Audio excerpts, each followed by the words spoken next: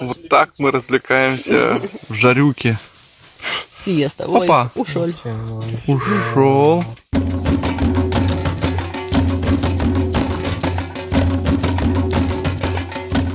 Привет, это Женя Тимонова и «Все как у зверей» программа о том, в кого люди такие. И мы забрались в самое суровое место Узбекистана, на плато Устюрт, чтобы рассказать вам про самых ужасных животных, которых мы встретили в пустыне Кызылкум. Привет, Гапро! Все, пошла! «Все как у зверей» по заказу фонда Михаила Зукова и при поддержке проекта КАДИ «Инициатива по пустыням Центральной Азии» представляет «Омерзительная восьмерка. Самые ужасные животные пустыни». Кто, почему и как с этим бороться. В экспедиции по Узбекистану и Казахстану эти ребята попадались нам очень часто. Тарантул. Паутины не строит, поскольку относится к паукам-волкам, а волка ноги кормят. Охотится по ночам, днем спит в норе. Если совать туда палец или просто грубо давить на тарантула, может цапнуть. Ядовит. Ну, собственно, все пауки ядовиты. Но у большинства или хелицеры слабоваты, чтобы прокусить наш грубый организм, или яд не производит на него особого впечатления. Вот и тарантул кусается больно, но не опасно. Правда, довести его до этого состояния довольно трудно. А вот втереться в доверие, наоборот, просто. Сделайте вид, что вы субстрат.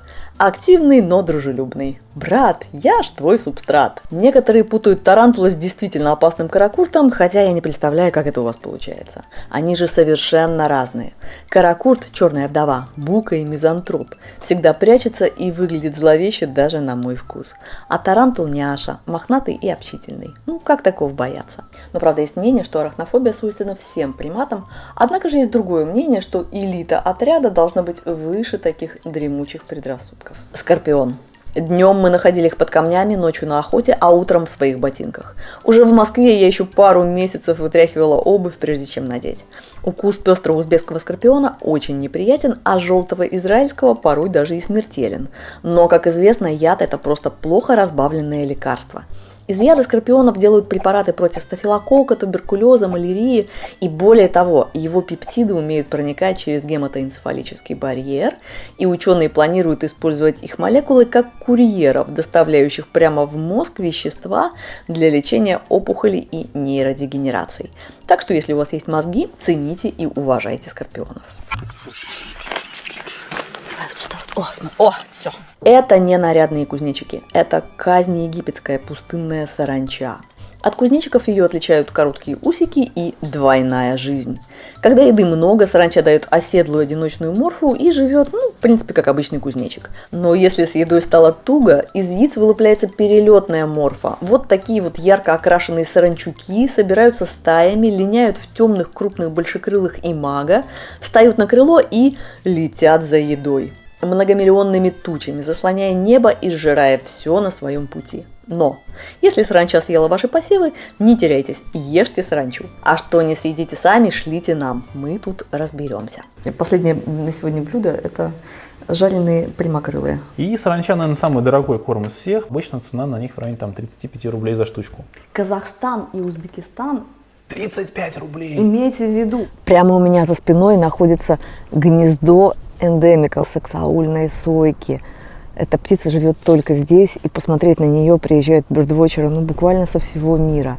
Потому что мало того, что она встречается на единственном месте на Земле, но еще к тому же это кормилица всего региона. Саксаульную сойку едят вараны, едят лисы, едят все, кто только могут.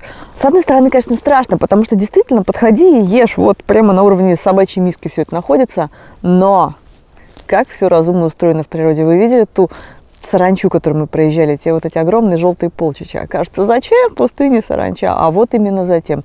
Все сейчас ее едят, и вараны, и лисы, и уж, конечно же, ежики. И поэтому до маленьких саксаульных соек никому нет дела. И они под прикрытием саранчи прекрасно растут.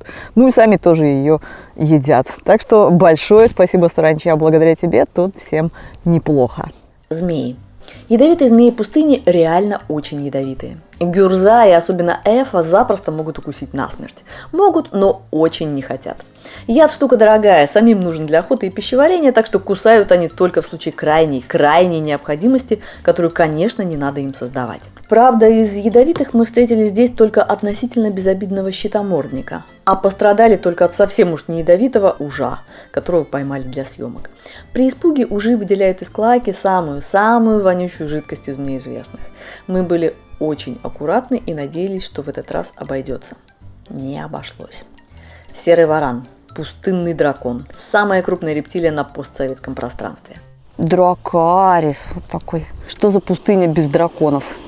Так, песочница. Настоящий среднеазиатский пустынный дракон, среднеазиатский серый варан.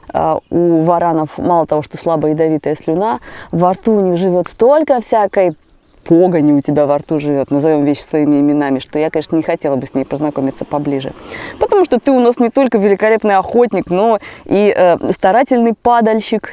Они очень любят собирать, вообще, где что померло естественной смертью, а также то, что сбито на дорогах. И часто так увлекаются, что и на дорогах их тоже сбивают, и вот становится меньше варанов, вы, пожалуйста, над этим работайте. Хвостом тоже может шибануть, как кнутом, и неприятно будет. Но я немножко боюсь, на самом деле, гладить его рукой. Вполне возможно, это тоже сойдет мне с рук, но, может быть, и нет. А ручки мне еще пригодятся в ближайшую пару недель. Ну, или давай попробуем. Ну, давай. Страшно. Господи, я трогаю дикого среднеазиатского варана серого первый раз в жизни. А вот эта штука меня просто потрясла. Господи, она реально существует. Сальпуга, она же фаланга. Сальпуги не пауки, а отдельный отряд паукообразных. Огромная, волосатая, носится по ночной пустыне со страшной скоростью 16 км в час, съедая все. Крупная фаланга может сожрать мышь. Это одно из немногих животных, способных лопнуть от обжорства. Тормозов у нее нет никаких. И в отличие от деликатного тарантула, к ней не вотрешься в доверие, изображая субстрат. Сальпуге наплевать на твой размер и намерения. Как только она чувствует теплую кожу, вцепляется и начинает есть. Меня кусает сальпуга. И главное, я тебе ничего не сделала. Да дышит-то как тяжело. Да ты маньяк вообще какой-то. И что это теперь? Думаешь, ты меня будешь так вот переваривать дальше, да? Фу, ну нельзя так себя вести. Я тебе по жопе дам. Вот так вот. Ну-ка прекрати хулиганить. Ты... И что с тобой делать? Хренов ты бультерьер. Правда, человеческую кожу ей прокусить сложно, а яда у сальпуг вообще нет. И страшные истории про трупный яд на их хелицерах – байка. Фтамаины, трупные яды, образуются в разлагающейся падали, а такого сальпуга не ест. Зато такое едят наши следующие любимцы публики – птицы-падальщики. Черный гриф. Рекордсмен Евразии в размахе крыльев.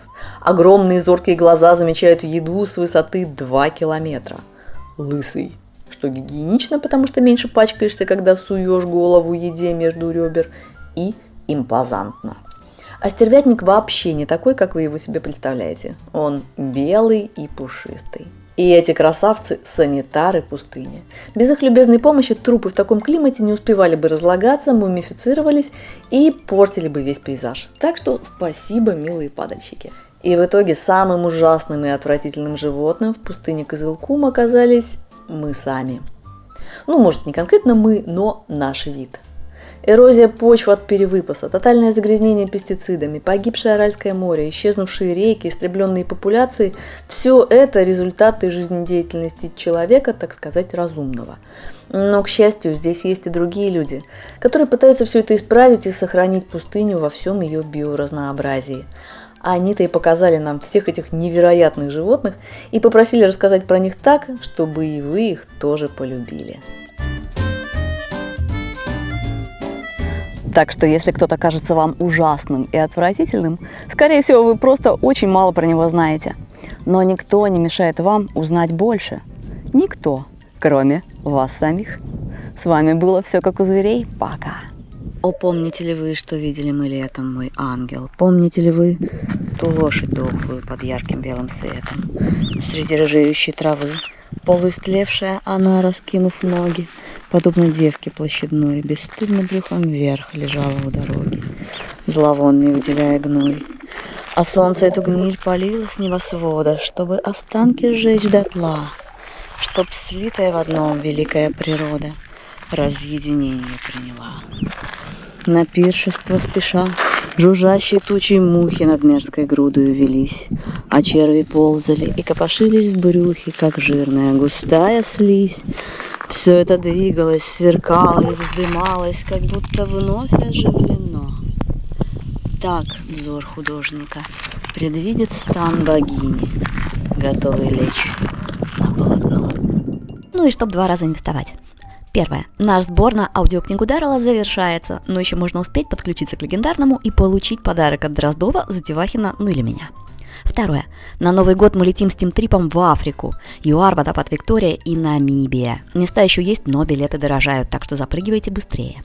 Третье. А в марте мы снова в Коста-Рику. Ура, ура, обожаю Коста-Рику. Давайте с нами и увидите почему. Четвертое. В апреле Шпицберген. На снегоходах популярные медведи. Пятое. Майские с Russian Travel Geek собираем рюкзаки и летим в Эфиопию. Шестое. В конце мая мы организуем большое путешествие в Перу. Вот такие наши творческие планы, и они могут стать вашими. Все ссылки под видео.